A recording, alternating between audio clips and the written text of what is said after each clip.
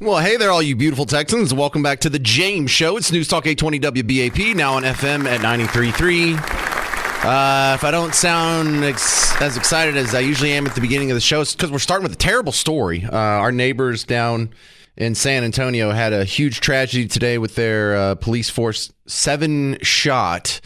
The guy who was on the business end of the trigger was found dead. Last I heard, we don't know if he killed himself or was killed by the SWAT team in response, but we're going to talk to Christian Blood. He's the news director for one of their big talk stations down there, KTSA. Now, usually we won't talk to someone from a different company because you're not our sister station, but this is a little too important. Christian, welcome to WBAP. Give me the summary of what happened down there.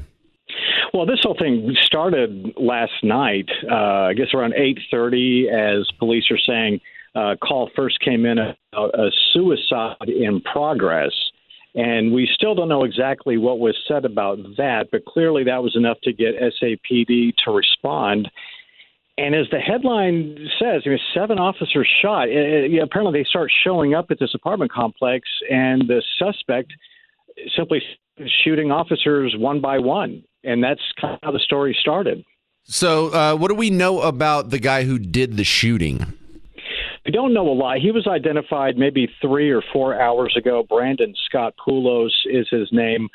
We did find out that on Saturday, and we don't know if this had anything to do with the events of last night or not, but he was arrested on 2 assault charges and also a DWI arrest. And so how that pertains to the initial suicide call, I believe a family member had called police. So police may have felt like this was going to be some kind of a welfare check that certainly turned out more serious. But what's compelling here is, as tragic as the story is, we know that all 7 of those police officers by about 11 or 11:30 this morning were all in stable condition, all expected to make a complete recovery. And as a matter of fact, 6 are already headed home from the hospital. So that's the bright side of the story for right now.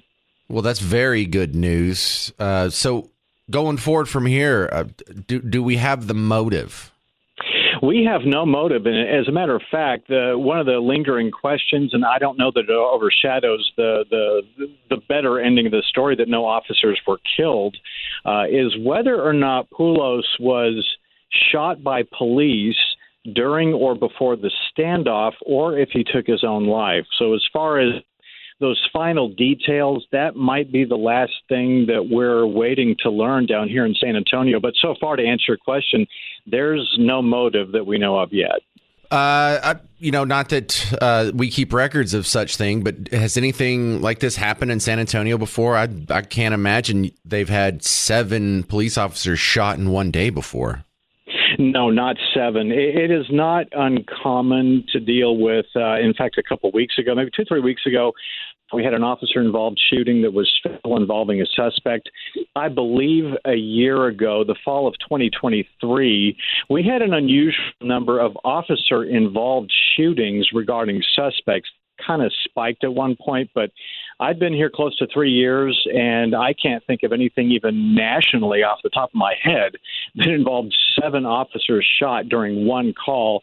And on top of that, none of them were killed. So, I don't know, fantastic, lucky, whatever the word is. Definitely an unusual story. We have our share of crime here in San Antonio like you do in the Metroplex. But, again, very unusual to have 7 officers shot seemingly one by one. By just one person. So, yeah, that's compelling. Christian Blood, news director at KTSA, thank you very much for joining us on WBAP up here in Dallas, helping us out on this tough day. Thank you very much, James. Thank you. Christian Blood, KTSA. 7 officers shot. This is why a big chunk of our society, including most of the people who listen to WBAP, hold the cops in high regard. This is why we give them the benefit of the doubt. This is why when there's some controversial cop shooting in the news, we don't need jerk reactions, start blocking highways or blocking airports or spray painting stuff. Just benefit of the doubt. This is why they get the discounts when they go to the burger place. Because no matter how tough my job gets, no matter how dangerous my job gets, no matter what kind of bad day I'm having, there's about a 0% chance I'm going to get shot being a talk radio host. Same thing with your job. Dodging bullets isn't really in the description. It is for these people, just like for firemen, running into a burning building. Not something you're going to do with your Tuesday. That's their normal day. So you see a big headline like that, it just sinks you. Oof. 7 people shot. I don't want to dwell on this too much. It's just a huge story. It happened to our neighbors, and hearts go out. Thoughts and prayers. Don't make fun of that. I don't make fun of that on a day like today. Thoughts and prayers definitely for the all the police out there. You got to think there's a wife right now. There's a daughter right now of a cop listening. And they're like, great, now I have to worry about my husband at work today. He's a cop. No, great, now I have to worry about my dad at work today. He's a cop, or my son, or whatever. I hear you. All right, coming up next, though, Donald Trump has announced the termination of birthright citizenship. And so then the discussion going right now is, should this be retroactive, or should this just count for new births going forward? 800-288-9227, 800-288-9227. I want to hear your thoughts on birthright citizenship. I'll tell you mine coming up. I'm James Parker. It's News Talk 820 WBAP, now on FM at 93.3. Hey there, welcome to the James Show. News Talk 820 WBAP, now on FM at 93.3. A couple of fun announcements here. The James Show will be live from the Fort Worth Stock Show and Rodeo tomorrow, actually. Yeah, we're going to be going out and broadcasting live from 2 to 5. So I'll be in the exhibit hall next to the Dickies Arena. I am not going to be by the goats. I asked to be put by the goats, but that's out in the cattle barn and it's not climate controlled. So that's a negative. Plus, they don't have any Ethernet cables for the brick or the Comrex or whatever we're using. That'd be funny if they had to, like, some Cat 5 run out to the goat pens. I'm just sitting in a pile of hay doing the show. That'd be great. I would do it if that was a setup. If I could, I would do that. And I'll be there again next Friday, January 31st. Also, the James Show listener meetup and birthday bash is happening Tuesday, January 28th at Shaw's Patio in Fort Worth. It's on Magnolia. So for those of you people who griped when I did the one in Dallas County last month, I'm doing one in Tarrant County coming up on Tuesday. So come on out, have a good time. Anytime after 7 is good. We're not doing anything formal, or there's going to be, I'm not going to tell jokes or sing songs or host trivia or anything. We're just going to hang out, maybe play some pool or whatever's going on. So be aware of the James Show events for those of you looking to expand your social life. All right, as we get into the actual meat of today's headlines from the national level, it's always fun to put this stuff in the context of just remember, if they had played by the rules, they'd be done with Trump. The Trump era would be over. They didn't magically have, there's a busted pipe here counting these votes in Pennsylvania. We got to stop it in the middle of the night. And down in Georgia, all of our other counties are fine. But Fulton County, we got tired. We're bushed. We're just going to turn the lights off and take a nap. And we'll just finish this in the morning. Every other state, but these 5 swing states magically stop voting, turn the lights back on. Oh, you're not going to believe this. Joe Biden won. If they hadn't done all that chicanery, they'd be done with this guy right now. So that makes it a little more enjoyable. Oh, you're upset about this? You could have been done with him right now if you'd only played by the rules. But we are having some pretty intelligent discussions that have moved from the theoretical realm into reality here. You and I have talked about birthright citizenship before. You've probably talked about it with hosts on WBAP for a couple decades now, if not longer, not judging your age. But the idea of birthright citizenship, it's something that feels like it's just always been that way. It feels like, well, yeah, that's the law of the land because that's what you do. Well, that's what it's been for your entire life.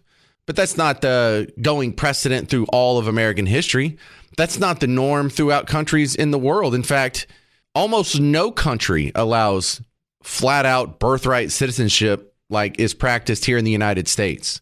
And rightfully so. Listen, if you and your spouse decided when you were younger and you had you had a baby on the way, that if you were going to go to Canada to watch, I don't know, a Raptors game or something, and your wife went into labor a little bit early and the baby came out in Toronto, that baby's not Canadian. That baby shouldn't be Canadian, doesn't deserve to be Canadian, wouldn't be seen by most countries. I don't know what Canada's specific law is, but most countries would be like, yeah, well, that's not one of ours. There's 2 citizens here who are the legal citizens of another country, and they're just having a baby while they're on a trip. They don't even live here. They're just casually passing through. They just wanted to go see a basketball game, maybe get a corn dog and head back. That doesn't make them a citizen. And so once you end this idea that that's the norm, like it wasn't even that way for all of American history.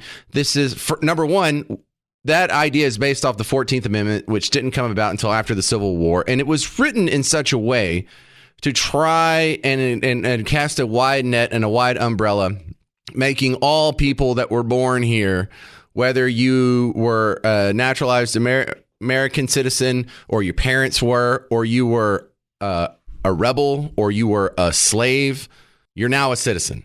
Period, point blank, end of story. And there's the little, phrase at the end of that. If you're here, born to people who are here and subject to the jurisdiction thereof, that's where the real debate needs to happen. Because what does that mean? Does that mean if like the Prince of Saudi Arabia is here for the inauguration earlier this week and one of his wives accidentally has a baby early, does that make it an American, not a Saudi citizen? Of course not. Of course not. Well, that's what we mean. Or you could easily interpret the intent of the people who wrote the 14th Amendment. And before that, that's not what we had. And when they wrote it, it wasn't originally passed. It originally wasn't implemented like that. There was a case that came decades later from some guy from China who had a court precedent that changed the way that phrase was interpreted, and thus starting birthright citizenship, which has been around for around 100 or so years. Now, there's a couple questions, and feel free to chime in on this, whether or not you're a constitutional expert. That's one of the myths of interpreting the Constitution. It was written specifically so you wouldn't have to have a law degree to be able to comment on it, to be able to understand it. And so what do you think? Do you think birthright citizenship was the intent of the people who wrote the Constitution? What about the intent of the people who wrote the 14th Amendment?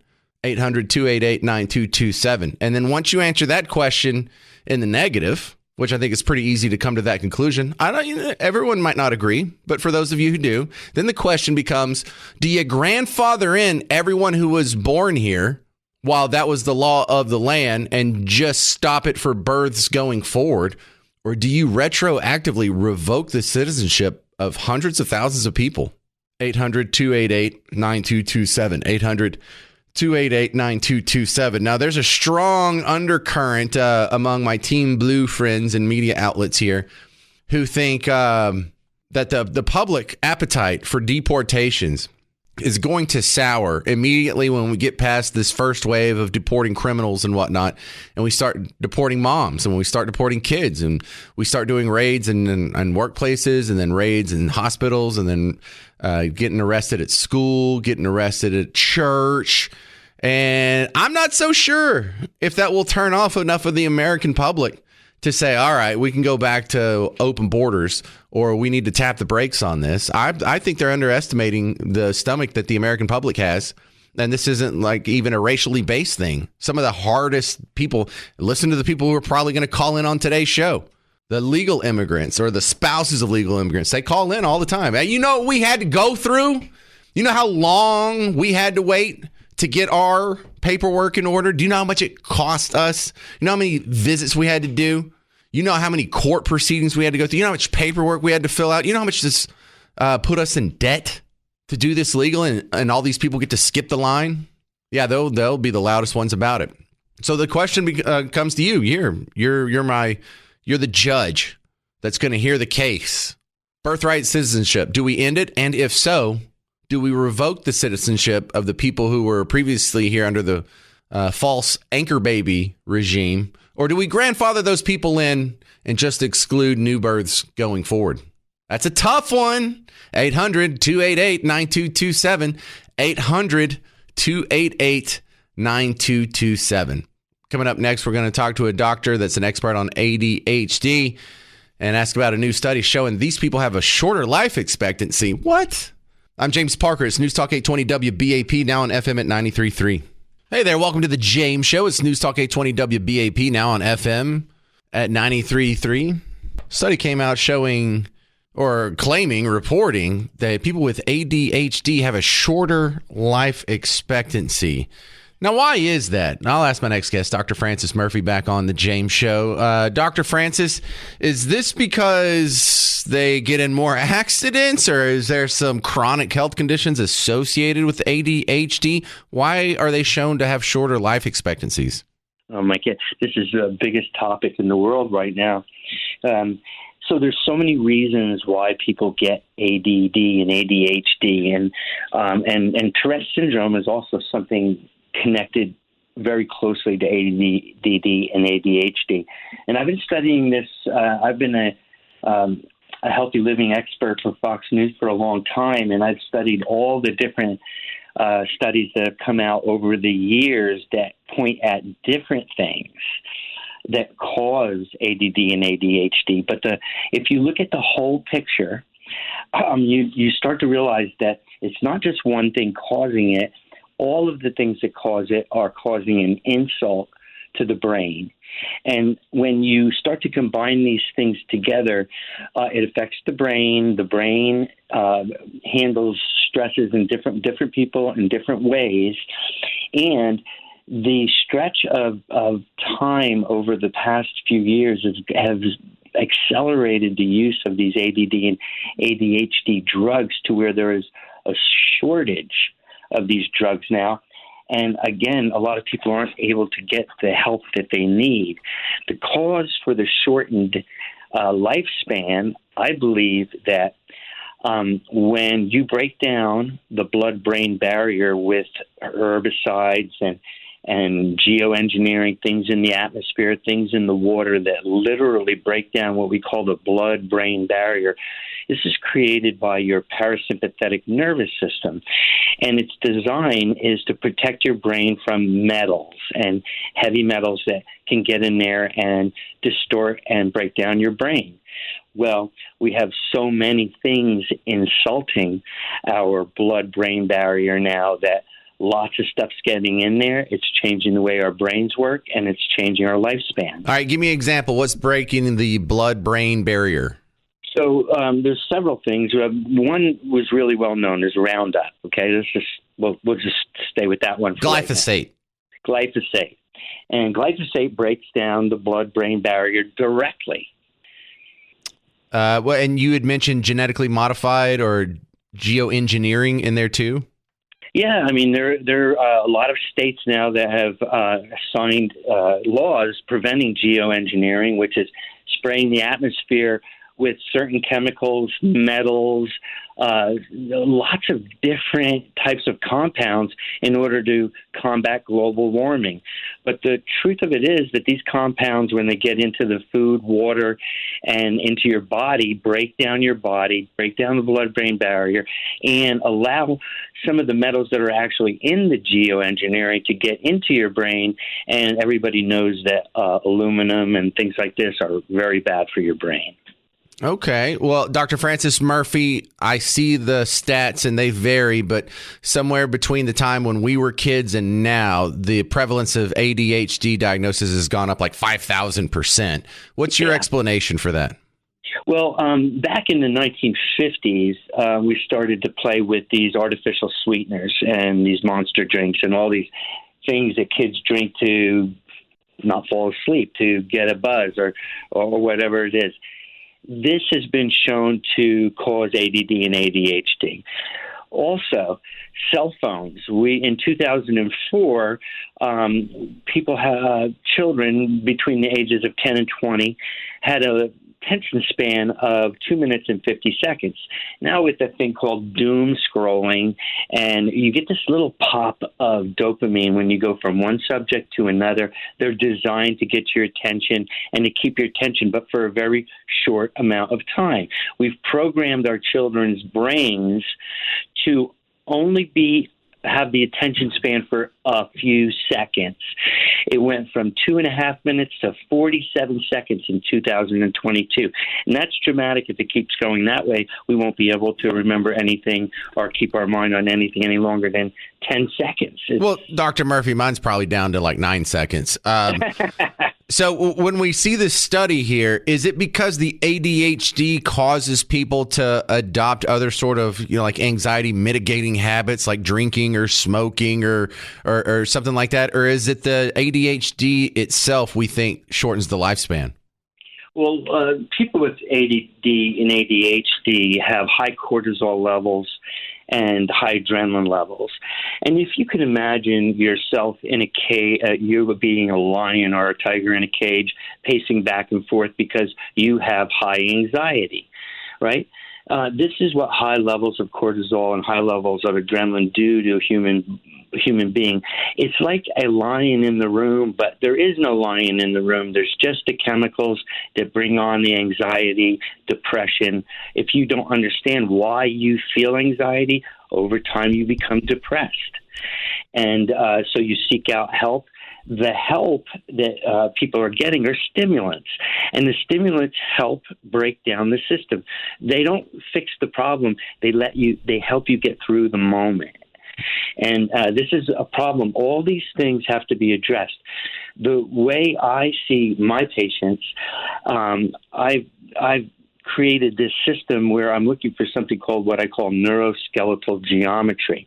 A lot of people, adults and kids alike, because of cell phones, because of computers, because of their posture, they've broken down their vagus nerve, their body's ability to sit up straight, hold their head up, and be able to oppose gravity. It's because of the cell phones. It's because of the lifestyle, the more sedentary lifestyle. And so over time, this has an effect on the vagus nerve and its ability to build the blood-brain barrier.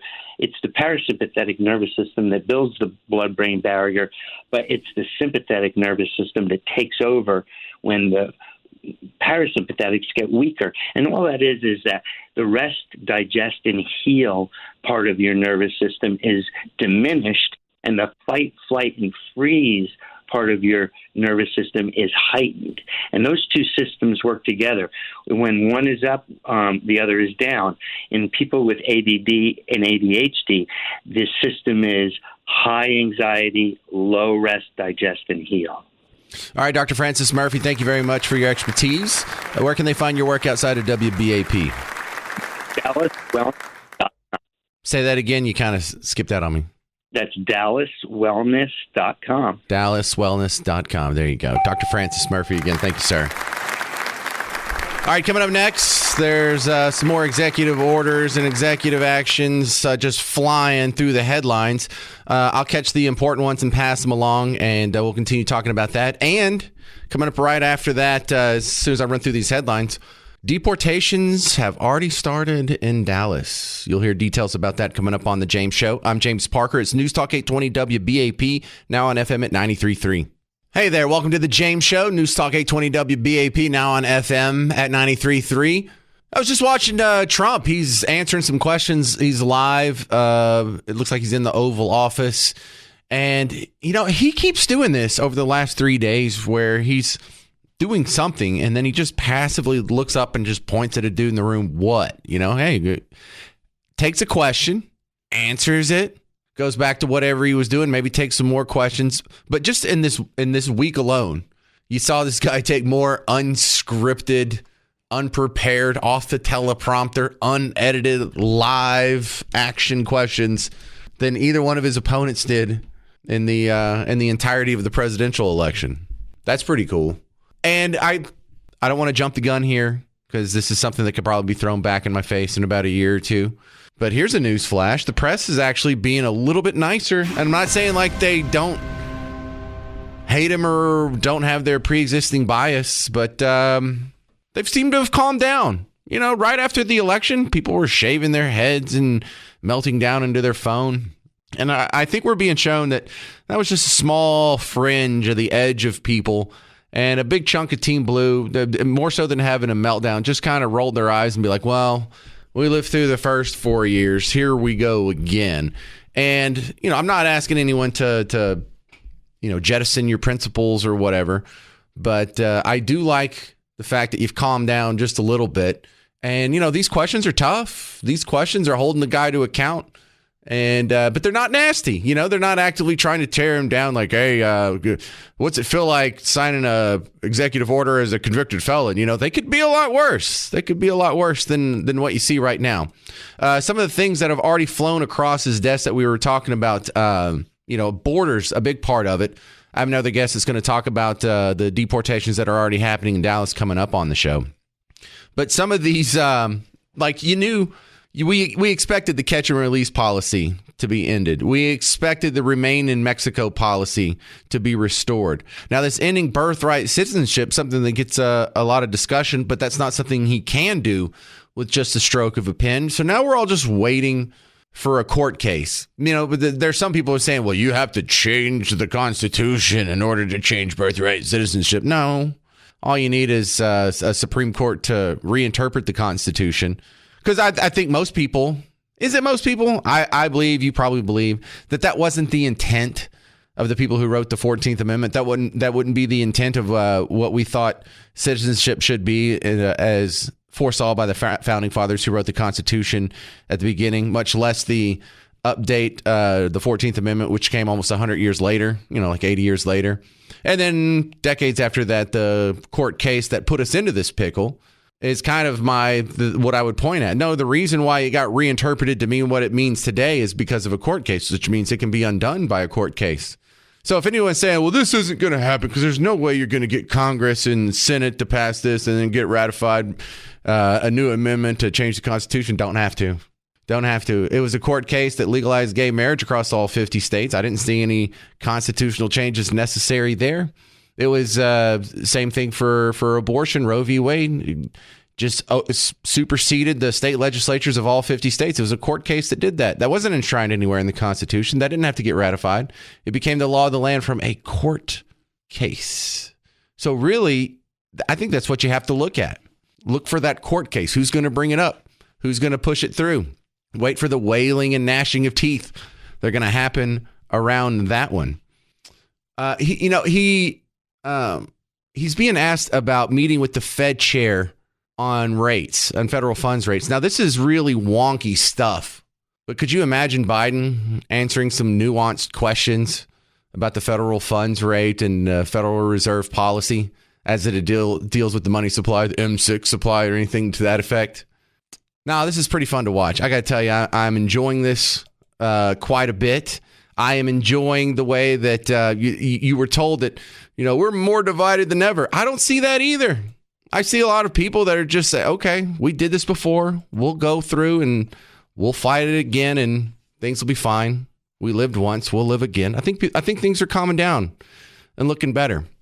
Coming up next, though, I want to rewind the clock on just right before Trump got into office. In this final minutes, Joe Biden pardoned Anthony Fauci and the J6 committee and General Milley and a few others. Some of these are controversial, and my next guest from Heritage Foundation will get into some of the details a little bit deeper than I can do for you coming up on the James Show. You got any comments? 800-288-9227, 800-288-9227. Rock fans, Shinedown is coming to Dickies Arena August 28th. Special guests Bush and Morgan Wade. Get tickets and information at livenation.com. But it's one of the contests we have that you can win some tickets from us. If you want to go see Shinedown and Bush, text the word DOWN to 800-288-9227 to win a pair of tickets. Text the word DOWN, D-O-W-N, to 800-288-9227. Bob Moffitt from Heritage Foundation coming up next on The James Show. It's News Talk 820 WBAP, now on FM at 93.3. Well, hey there, all you beautiful Texans. Welcome back to The James Show. It's News Talk 820 WBAP, now on FM at 93.3. Yeah, let's go. Come catch me tomorrow. I'll be at the Fort Worth Stock Show and Rodeo at the exhibit hall next to Dickies Arena. I'm doing the show live 2 to 5 there. So if you're already going to be out there, come by, say hi, judge me based on my appearance. Yes, I know my head's big. Don't make fun of me. Also, we're having a James Show listener meetup and birthday bash. It's going to be coming up Tuesday, January 28th, Shaw's Patio in Fort Worth on Magnolia. Anytime after 7 is good for that. There's no real serious start time. And then I'll be back at the Stock Show next Friday, January 31st. My next guest comes to us from the Heritage Foundation. Bob Moffitt is on, and his bag is healthcare. So I want to ask you about, the status of Obamacare, really its future. But before we get to the actual policy, your thoughts on Fauci being pardoned? Oh, I think it's a profound mistake. President Biden pardoned Fauci for any offenses, whatever that means, which he may have committed between January 1st, 2014 and January 19th, 2025. Fauci, of course, is happy he got the preemptive pardon. But as I said in the article that I did for Real Clear Health, this is really a disservice to him. It's a disservice to Fauci because regardless of Biden insisting to the contrary that this doesn't indicate any kind of guilt, a blanket preemptive pardon for undisclosed offenses for which he has never been charged, he's never been convicted. The only thing that does is cloud his reputation, which has already been damaged. But more importantly, this is a disservice to the American people because it doesn't dispense with a lot of serious unanswered questions regarding the federal response to the pandemic, especially the origins of this deadly COVID-19 pandemic. Well, look at how much he's giving away by using the very not round number of 11 years for the blanket pardon. Just so happens to coincide with the time when we had gain-of-function research made illegal in America, and he moved his Carolina lab to Wuhan, got in a partnership with the Chinese Communist Party to continue gain-of-function research, and then, oops, when it got out, how was this the guy we turned to? The guy who made the virus that caused the pandemic was the same guy that we turned to deliver us from it. How did that happen, Bob? Well, Fauci didn't make the virus. What Fauci did, though, was transfer a lot of federal money to third parties who subcontracted with the Wuhan Institute of Virology. And, that is really the problem here. I mean, the real issue here is, did he tell the truth?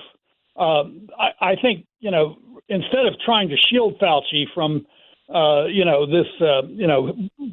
Biden is claiming is Trump's groundless revenge against his enemies.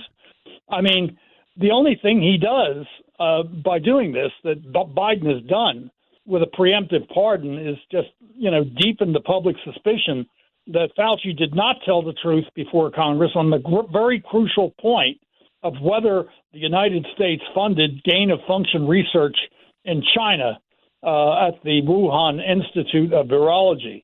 It is a fact, by the way, and this is something that's not debatable. It's a fact that under a very broad and generic definition of gain-of-function, that is to say, research which increases the danger or the virulence or the transmissibility or contagiousness of a virus, that the U.S. tax dollars did fund such research. And that's why the House congressional investigators, who, by the way, did a great job in all of this, concluded that Fauci's congressional testimony was, in the language of their report, misleading. Oh, definitely. That's putting it nicely. Your thoughts on the United States withdrawing from the World Health Organization? Good idea. The truth is that Biden, Trump is right. We are the biggest contributor to the World Health Organization, but they have really done a very, very poor job in dealing with the COVID-19 pandemic. And in fact, they actually hurt our ability to respond to the virus. I'll just give you one basic, fundamental, dramatic metric. On January 14th, 2020, the World Health Organization made a declaration that there was nothing much to worry about, that the COVID-19 virus was not transmissible from person to person. That was totally untrue. They basically bought hook, line, and sinker what the Chinese communists were telling them. And the Chinese communists at that point were doing everything they possibly could to shut down any information concerning the nature of the virus coming out of Wuhan, including crushing dissent, jailing Chinese scientists that they considered dissidents, and basically misinforming the entire world about the nature of the so-called mysterious pneumonia. Another vitally important point is is that while they shut down Wuhan, they didn't shut down traffic out of Wuhan. People were leaving Wuhan for Western Europe. And a lot of Americans don't realize this, but actually this virus was unleashed a lot earlier than January of 2020. The first antibodies or the first indications of the virus were found actually in Italy in September of 2019. Now, that is pretty dramatic information. All right, you wrote the book a long time ago now, Why Obamacare is Wrong for America. Will it ever be repealed? Do we have a chance for real health care reform in this next session?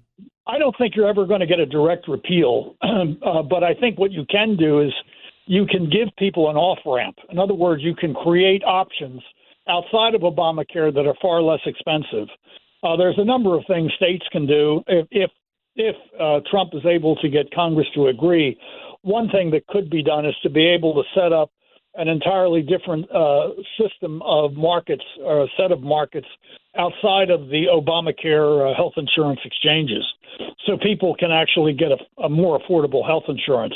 The real dramatic failure of Obamacare was the dramatic increase in the cost of health care, particularly premiums in the individual market. It was just astonishing how rapidly those costs increased. Now, those cost increases, of course, meant that the taxpayer burden also increased because, as you know, most of the people who are in the Obamacare health insurance exchanges are very heavily subsidized, not only for their premiums, but also for their out-of-pocket costs, their cost sharing. And so basically this has been a nightmare from a financial standpoint. And, of course, as you also know, Biden wanted to expand the program and to increase the subsidies, not down the income scale, but actually, and they have to some extent, increased subsidies up the income scale. And that's, it's really insane to have basically upper middle class people being financed by the taxpayer. All right, Bob Moffitt, Heritage Foundation, thanks you for your healthcare expertise today. Appreciate it, sir. Okay, great to be with you. I mean, that was kind of encouraging, kind of discouraging, but he's probably right. It's probably not, Obamacare is probably not going to get repealed. Who was running on that? Who's out there saying, well, here's my bill to get rid of Obamacare? I can't believe how calcified that got in just a decade. 800-288-9227 if you have any comments on that. I got some breaking news for you, though. Some details coming up next, but minutes ago, President Trump signed 3 executive orders, one to release the files on JFK and his assassination, and also for his brother RFK and that assassination, and whether or not the CIA had a role in it, or FBI, or whoever else. And then the other one for MLK. All right, you people who know more about these conspiracies than I do, what do you think will finally be revealed? What have they been hiding all this time? You tell me. 800-288-9227. 800-288-9227. I'm James Parker. It's News Talk 820 WBAP, now on FM at 93.3.